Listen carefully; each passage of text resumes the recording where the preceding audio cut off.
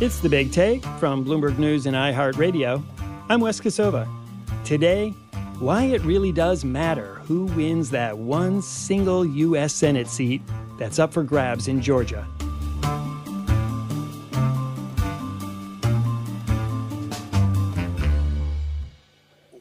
We always knew that this race would be close.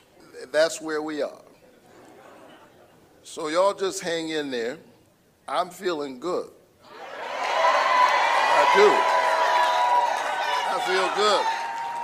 I'm telling you right now, I'm like Ricky Bobby. I don't come to lose. And I told you he's going to be tough to beat. He's going to be tough to beat, but let me tell you what, he got the wrong Georgia here, don't he? Once again, the balance of power in the U.S. Capitol comes down to a Georgia Senate seat. This time, the race between Democrat Raphael Warnock and the Republican Herschel won't decide who controls the Senate. Democrats have already locked that up. But adding just one more vote to that slimmest of majorities would give Democrats and President Joe Biden a surprising amount of power that they won't have if Republicans win it instead. To explain why that is and to paint a picture of what's in store in Washington, I'm joined by Mario Parker, who leads Bloomberg's U.S. politics coverage, White House correspondent Nancy Cook, and Craig Gordon, Bloomberg's national editor. Thanks for having us, Wes. Really appreciate it. Yeah, we're excited. Craig, maybe I'll start with you. We know Democrats have hung on to their majority in the Senate by the narrowest of margins. So why does it matter if they're able to get just one more seat from Georgia? I mean, look, anybody who watched the United States Senate for the past 2 years when the Democrats were ostensibly in control found out that a 50-50 Senate with Kamala Harris as a tiebreaker is not that great of a Senate majority when you have people like Joe Manchin from West Virginia, himself probably facing a tough race next in a couple of years, Kristen Sinema there from Arizona. So anything they can do to sort of pad that margin and make not every single vote sort of a perilous last-minute thing where they have to drive the vice president to the Capitol is pretty important. I think it's even more important now that we know the Republicans will control the House. Biden had both the Senate and the House for the first 2 years and did get some stuff done over the summer, but now he'd be dealing with, the House Republicans there, probably a lot of investigations of his son, of the border, of every other thing. So having a little bit of a cushion in the Senate to try to get some stuff through there and, pass some bills and try to put some pressure on the House Republicans to say, hey, you want to be just obstructionists or do you want to actually get some stuff done for the country? I think it's really crucial. I think that's kind of a subtle argument to make in the state of Georgia, but we in Washington know that's a pretty big deal. And I think to Craig's point, we've all seen the cutaways during the consequential votes where it's like Vice President Kamala Harris is heading back to the Capitol again. I think for her, politically, this will be a relief because she doesn't have to be as tethered to Washington. And that has ramifications for that 2024 field as well, right? Republicans have this deep bench of people behind former President Donald Trump. Kamala Harris wants to be the heir apparent to Biden, but she just hasn't had the same opportunity to get out and campaign. This frees her up a little bit more to really boost her profile outside of Washington, D.C. That's a really good point. And we're going to come back to the consequences for the 24 race just in a little bit. Nancy, I wanted to ask you, Craig had mentioned Joe Manchin, the Democrat from West Virginia, who tied up Biden's agenda with all kinds of demands, greatly shrank it in the amount of money and the scope of the thing. How would one more Democratic seat, if Raphael Warnock, the Democrat in Georgia, wins, how would that affect Biden's ability to kind of push things through at least the Senate side of the Capitol? Well, and there's a bunch of things that he will want to push through, particularly like judicial nominations. That's a very key thing over the next 2 years. But just not having to cater to Joe Manchin would be such a big deal for this White House if they can hold that Georgia Senate seat. There is a whole apparatus in the White House that's basically like the catering to Joe Manchin department. And remind people, what exactly did Joe Manchin do that so hamstrung the Biden administration? Well, basically, the sweeping legislative package that the Biden team was originally calling Build Back Better, which was worth trillions of dollars and had clean energy stuff, but also more money for child care centers and community college and pre-K.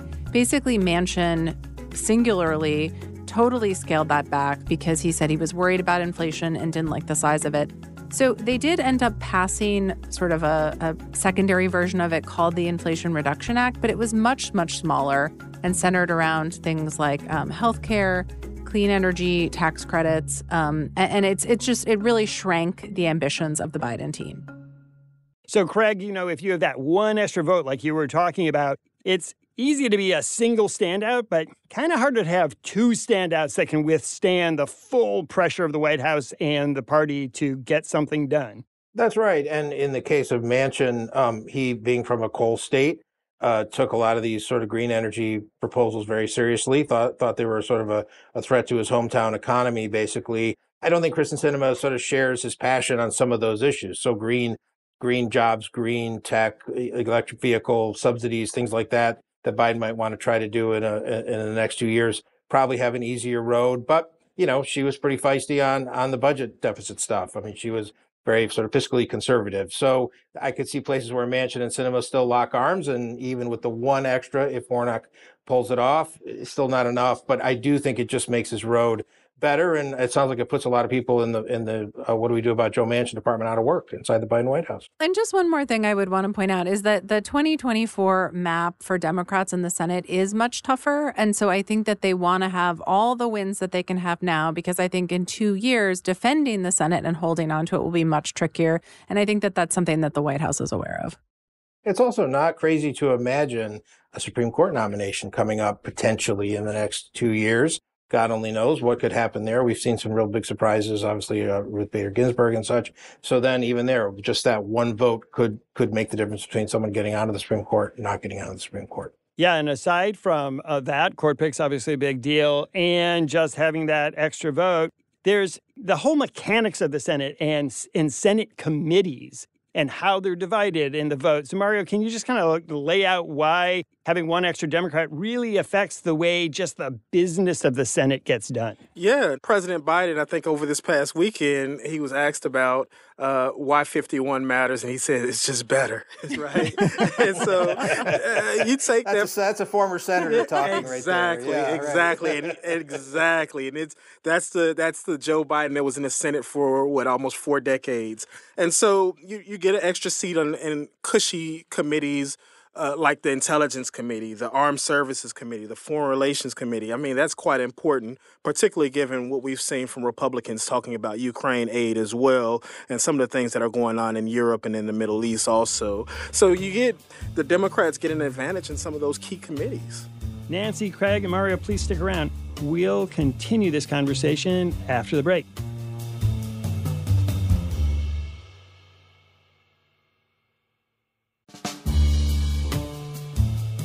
Nancy, we've talked about why this Georgia Senate seat is so important.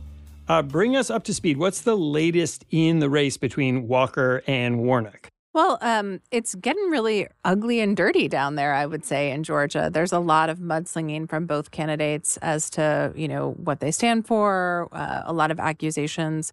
Herschel Walker is saying that, Raphael Warnock, his church oversaw a housing complex that did not treat tenants well. Well, I don't want anyone evicted. The people behind us right now is being evicted. Yes, it's true. And he knew about it. There's been a lot of allegations from women, not necessarily the Democratic Party, about Walker's own stance on abortion. We do know that my opponent has trouble with the truth, but I am focused squarely on the healthcare needs of my constituents, including reproductive health care.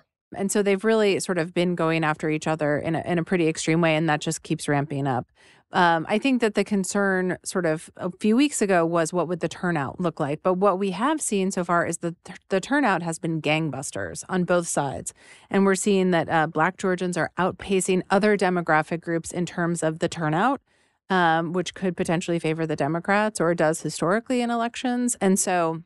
But it's interesting because I think people were really feeling like whoever had the best turnout would win the election. And we've just seen a huge number of people voting. So one thing you mentioned is how Black Georgians are turning out more. Obviously, in Georgia, like a lot of states, cities tend to be more Democratic. The suburbs and the rural areas tend to be more Republican. Do we know how the voting is going, breaking down from what we've seen from all these early votes? It looks like it's, as you kind of outlined, Wes, a lot of the metropolitan Atlanta is having a strong turnout by all indications. There's been just reams of pictures on social media with the long lines that we're accustomed to seeing in Georgia elections. And one point I think that's important, we just spent a bit of time talking about why 51 matters. We're all Washington insiders, right? Even though we don't want to be told that. We understand some of the parliamentarian rules. The average voter doesn't, right? So the fact that Democrats were able to withstand a red wave, it kind of removes the Republican argument that, hey, this seat is so consequential. It's a way to change the control of the chamber. Republicans don't have that advantage as they seek to stoke some of their voters. So you mean that may just make it so that Republicans who thought there was a lot of stake would show up, and this time they're like, eh. Exactly, especially when you have a candidate, as you mentioned, like Herschel Walker, who is unorthodox, to say the least, and a lot of the base had a problem with him. And you see some of the ads with Warnock right now. He's attacking that weak spot where he's running ads with Republicans, particularly, as Nancy mentioned, Black Georgians are important. But what Warnock's doing is running ads with white Republicans saying that, hey, you know what, this guy Herschel Walker, I'm not sure about him, right? So he's trying to punch that weak spot that Herschel Walker had. Craig, that's a interesting point, that you see a lot of Democrats who are kind of excited about Warnock. They feel like he's a good candidate, obviously won once. He's got a pretty good record and a story to tell. Whereas Herschel Walker, he's got a baggage with abortion, where he, asked women to get abortions, which he's denied. He has a problem with the residency, where it turns out he lived in Texas until 5 minutes ago in political terms. You see a lot of big Republicans, like the governor of Georgia, like Minority Leader Mitch McConnell in the Senate, all coming around Walker, but they don't seem like they're all excited about Herschel Walker. They just seem like they're excited about the idea of a Republican winning. And as we said earlier, that's a very subtle argument to try to make.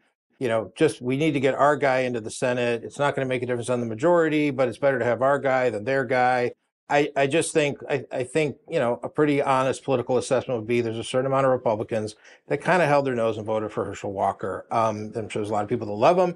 Certainly was a massive football star for University of Georgia down there. I'm sure he's got a legion of followers. But I have a feeling there's a not insignificant sliver of people who pulled the lever for him that day that maybe didn't love that so much. And now that Senate control's off the table, it's a little bit harder to see them getting excited to sort of get out and vote on, during the runoff. All of which is a way of saying, I would much rather be playing Warnock's hand right now. He's doubled his fundraising during the runoff. He's doubled his ad spending. Warnock had ads on during the Macy's Day Parade on Thanksgiving. Politics these days is often used to divide us, but Thanksgiving offers us an opportunity to consider all the things we share in common. And so it does feel like there's a little tiny bit of momentum building up for Warnock. You haven't seen a stream of Republicans coming into the state to stand with Herschel and all of that. And remember, he already underperformed Kemp by 200,000 votes on Election Day. So Kemp being, of course, the governor of Georgia. Brian Kemp, the governor of Georgia, who won handily over Stacey Abrams, a Democrat. So there's just he's facing a lot of headwinds right now. The early voting numbers, 156,000 people voted this weekend in Georgia, heavily in Black metro Atlanta, places like Athens, Savannah, Columbus. I mean, these are Democratic voters, heavily African American voters. These are really good signs for Raphael Warnock. And remember, Brian Kemp, the Governor Kemp, kept Walker at a distance throughout until he was safe himself. So I mean, voters see that. We can't take for granted the voters' intelligence on that issue. So they can tell the difference between the fact that Kemp was absent for a long period of time until he was okay himself. Well, listen, I was focused on making sure that I got reelected, and it wasn't just helping me, it was helping our whole ticket. We had a really good night here in Georgia. We won every, statewide race Republicans did. Nancy, one interesting thing we're seeing is that evangelical voters are backing Herschel Walker, even though Raphael Warnock is a minister. And so there's that unusual split that we've seen. We saw it with Donald Trump versus Joe Biden, Donald Trump versus all Democrats, really, where evangelicals backed him up. in part because he was pushing Supreme Court justices, which was a really big issue, in part on the abortion issue. But for Herschel Walker, abortion is a much more complicated thing. It definitely is, because there have been all these, I've sort of lost track, I think at least 2 or 3 women who have said at this point that Walker asked them personally to get abortions. As you said, he has denied it. But I think that what has been important with evangelical voters is just what these politicians promise to do with their vote when they have it, not necessarily their personal action. We saw the same thing with Trump. We saw Trump making comments during the 2016 campaign on the Hollywood Access tape, where he talked about women, how you can just grab them. Evangelicals still voted for him based on his policy stance and what he said he would do with abortion. And I think we're seeing the same dynamic play out with Walker. I just think, though, one interesting thing to look at is, a lot of the Trump-backed candidates in the midterms did not win, and Walker is a Trump-backed candidate. So I think that this will be a final test ahead of 2024 about how much Trump's endorsement and the candidates that he has handpicked, how well they actually do. Well, of course, Donald Trump is going to walk into any conversation like this. So since he did, let's spend just a minute on that. Trump is not going down to Georgia. I guess he's in Florida, going up to Georgia to campaign in person for Herschel Walker. And there's some speculation that it's because Walker and the Republicans don't want Trump near him for exactly the reason you just said, Nancy Craig. What is Trump's sort of value, or possibly his, lack of value to this race? Yeah, he's definitely, he's doing some fundraising calls and doing some, sort of email appeals. So his name is around in Georgia, highly targeted to the voters where that would be an appeal. But I think Donald Trump motivates Democrats to get to the polls a lot more than he motivates Republicans to get to the polls these days. It would have been criminal malpractice for Donald Trump to show up in Georgia and stand next to Herschel Walker, just because if you're a Republican and you're going to, you're thinking about Walker, Trump showing up, it's hard to imagine it sways you all that much one way or the other. You're with Herschel and you're going to go and you're going to vote.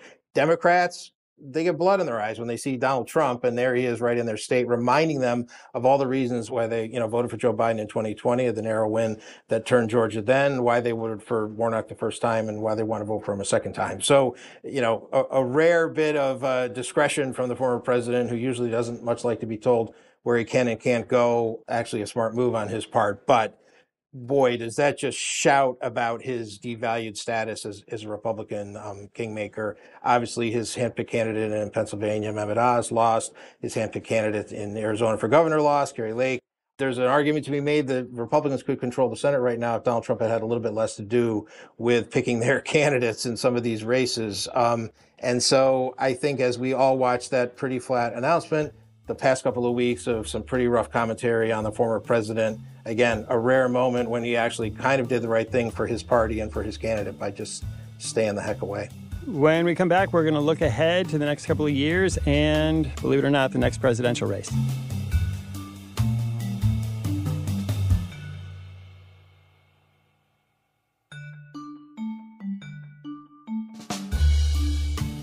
Mario, now looking ahead past this election, Democrats have held on to the Senate, but they did lose the House, which means Republicans there will be trying to block Biden's every move. What do the next 2 years in Washington look like when it comes to getting anything done? Yeah, well, it gives President Biden a bit of a buffer, right? So, I mean, he doesn't have two chambers giving him a headache as he'll have the one in the House, which is, as we mentioned earlier, there'll be investigations on everything from the Afghanistan withdrawal to his son, Hunter Biden, as well. So the Senate, at least, he doesn't have to worry about that. And he could still earnestly try to find some ways to compromise, right?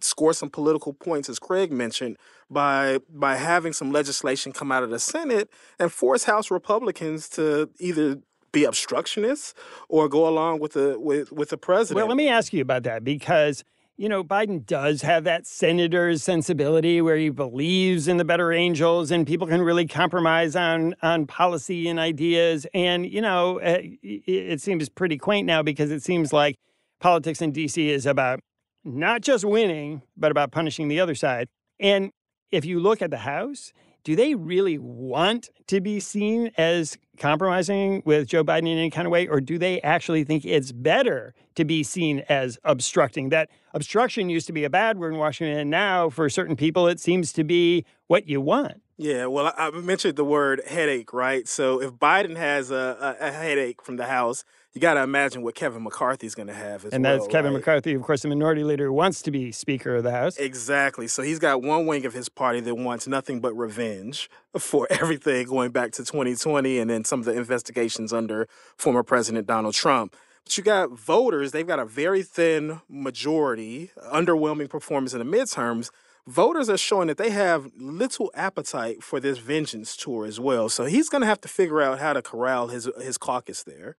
Nancy, Joe Biden is looking at running for president. Kind of looks like he's going to run. He hasn't said he's going to run. There's questions about his age. There's questions about whether somebody else should pick it up or if Biden's the only one. All that swirling around. You cover the Biden administration. What do you see?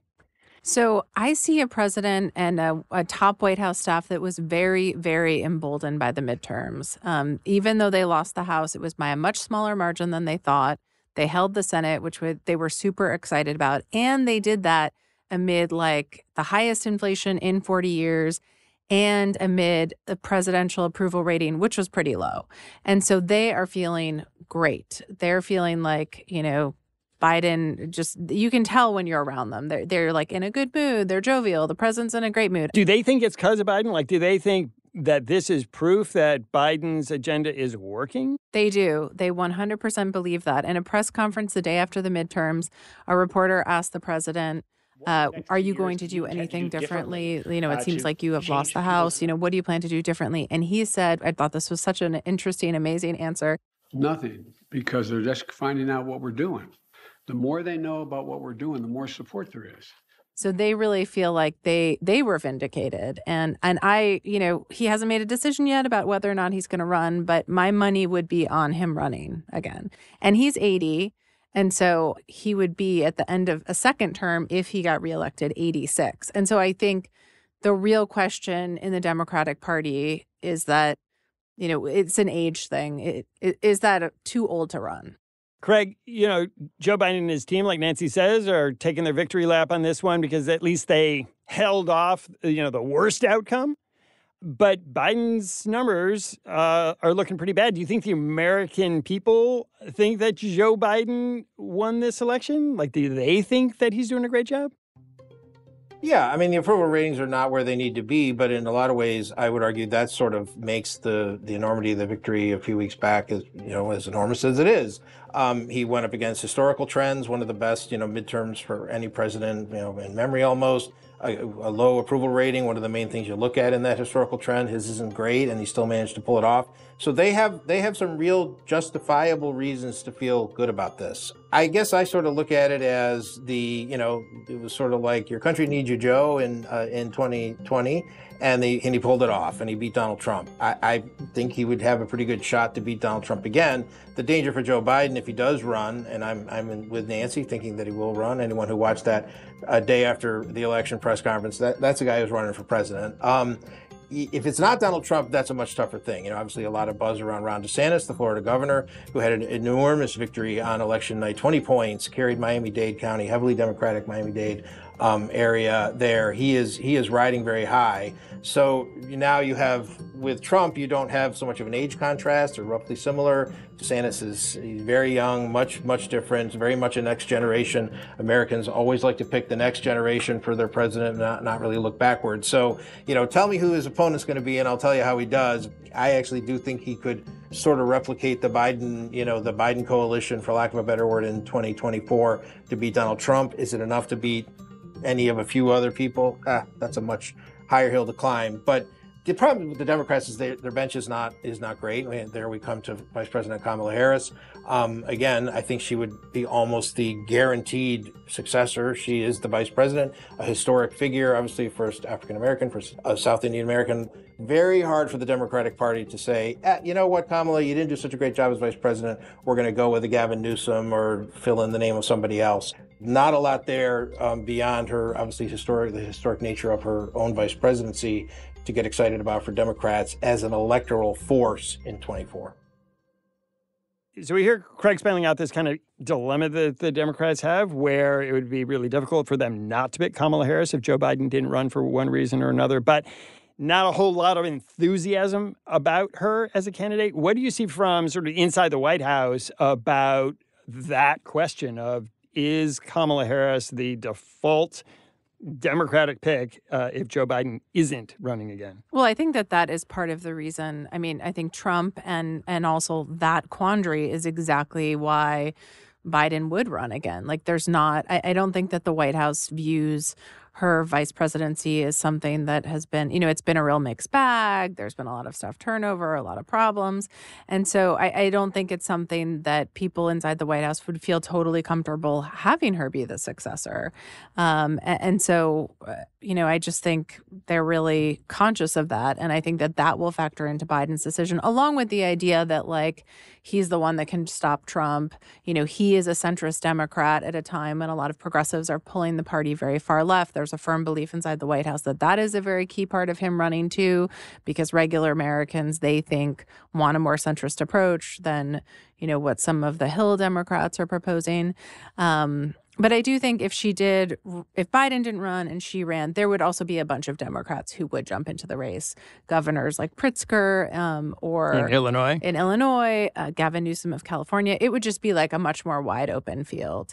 But it's just been tricky because Democrats haven't really had as much success building the bench as Republicans. And I think there's a much wider Republican field of people who have eyed or expressed interest in running for the presidency. Mario, you're going to get the last word here. You heard both Craig and Nancy say they think that Joe Biden looks like a guy who's running. You covered Donald Trump as White House correspondent. Do you think Biden versus Trump 2, Biden or Trump wins? And if it's not Trump and it's someone like DeSantis in Florida, Ron DeSantis, can Biden beat him? Great question. Well, I think in terms of Biden-Trump, the polls show that Biden would still edge former President Donald Trump 2.0 rematch. I think that as we talk about this right now at this moment, what's you call it symmetry, poetry, whatever your favorite term is, but Biden has often said that Charlottesville was the impetus for him running, the white supremacists, etc. As we're recording this right now, Donald Trump is still dealing with the aftermath of sitting with a white supremacist as well, right? So that has to inform. That was the dinner that he had in Florida. Exactly. So if you're Biden and you're deliberating as to whether to run again, this is a nice sign if you want, right? For you to be emboldened. Biden versus DeSantis, again, right now many of the polls show Biden edging him, but I think that Republicans will welcome that one for sure. Mario Parker, Nancy Cook, and Craig Gordon, thanks so much for coming on the show. Thanks for having us. Thanks, Wes. You can read more from Craig Gordon, Mario Parker, and Nancy Cook, and follow all of Bloomberg's politics and election coverage at Bloomberg.com. Thanks for listening to us here at The Big Take. It's a daily podcast from Bloomberg and iHeartRadio. For more shows from iHeartRadio, visit the iHeartRadio app, Apple Podcasts, or wherever you listen. Read today's story and subscribe to our daily newsletter at Bloomberg.com/BigTake. And we'd love to hear from you. Email us with questions or comments to bigtake@Bloomberg.net. The supervising producer of The Big Take is Vicky Bergalina. Our senior producer is Catherine Fink. Our producers are Mo Barrow and Michael Fulero. Raphael Amsili is our engineer. Original music by Leo Sidran. I'm Wes Kosova. We'll be back tomorrow with another Big Take.